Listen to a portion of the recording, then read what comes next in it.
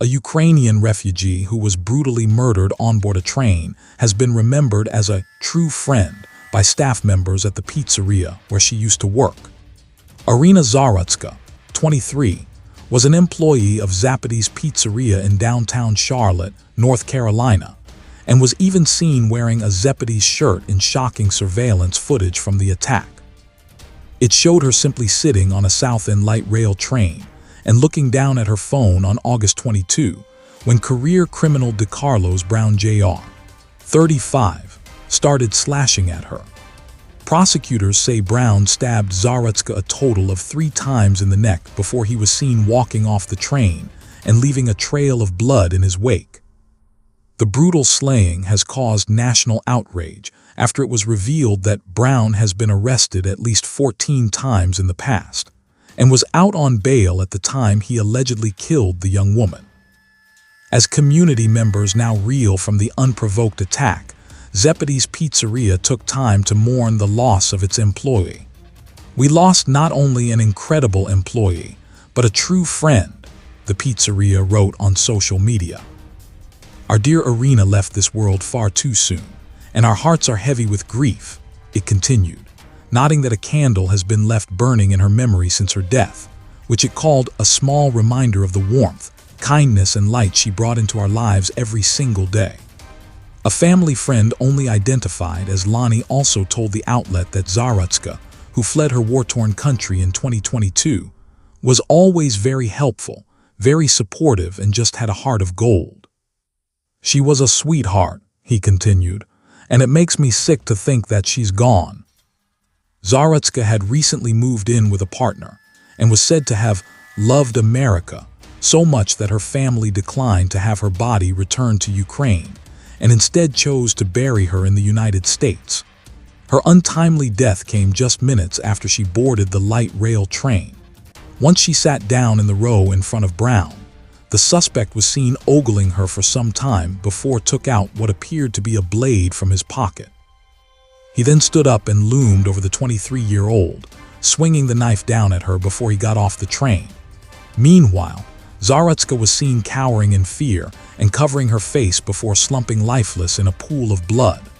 One Good Samaritan apparently tried to stop the bleeding, stripping off his green shirt to apply pressure to the wound.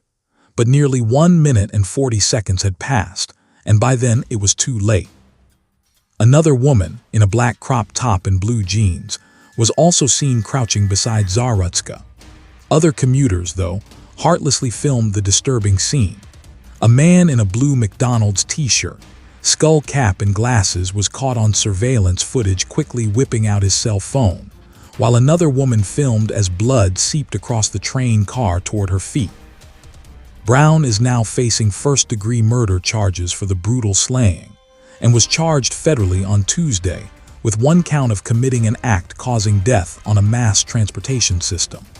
In announcing the federal charges on Tuesday, Attorney General Pam Bondi argued that Zarutska's murder is a direct result of failed soft-on crime policies that put criminals before innocent people. She said she has directed her attorneys to prosecute him federally, so the Trump administration will seek the maximum penalty for this unforgivable crime, and he will never again see the light of day as a free man. If convicted, Brown could face both the state and federal death penalty. The frightening incident ignited a social media frenzy and has become a flashpoint in the Trump administration's vows to launch a hardline crackdown on crime across the U.S. The president addressed the heinous crime on Tuesday, saying Zarutska was slaughtered by a deranged monster who was roaming free after 14 prior arrests. For too long, Americans have been forced to put up with Democrat-run cities that set loose savage, bloodthirsty criminals to prey on innocent people. Really, very, very innocent people, Trump said. "We saw the results of these policies when a 23-year-old woman who came here from Ukraine met her bloody end on a public train. This is a picture of the woman, beautiful, young girl that never had problems in life, with a magnificent future in this country. And now she's dead," the president added.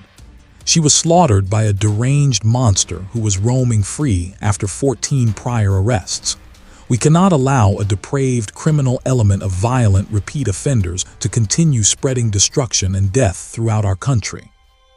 Court records obtained by the Daily Mail have shown that he was charged with misusing 911 as recently as January, when he told cops he believed someone had given him a man-made material that controlled his actions. He was released without bail and a trial pending when he allegedly stabbed Zarutska to death.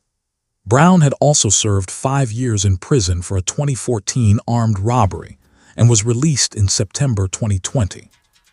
In February 2021, he was arrested for assaulting his sister in Charlotte and leaving her with minor injuries, according to police records obtained by the Daily Mail. That same month, he was again arrested for injury to personal property and trespassing. A police report from that incident said Brown returned to the address after being told he was not allowed back and kicked and damaged the front door of the listed victim's residence. In July 2022, Brown was arrested for a domestic disturbance. Brown was arrested for disorderly conduct. The suspect was yelling and cursing, causing a disturbance and drawing the attention of multiple tenants while on the property, a police report read. Brown's arrest records go as far back as 2007, when he was still a minor. Over the next 7 years, he was arrested at least 6 times for crimes including felony larceny, robbery with a dangerous weapon, and communicating threats. According to the Charlotte Observer, most of the charges he faced during that time were dropped. When reached for comment, the Mecklenburg District Attorney's Office told the Daily Mail last week it cannot speak about defendants with pending cases. In broad terms, it remains the position of the District Attorney's Office that those who commit violent crimes should be held in custody pending trial, the DA said. Brown's latest alleged crime is his most serious, and he now remains behind bars after a judge this week denied his bail.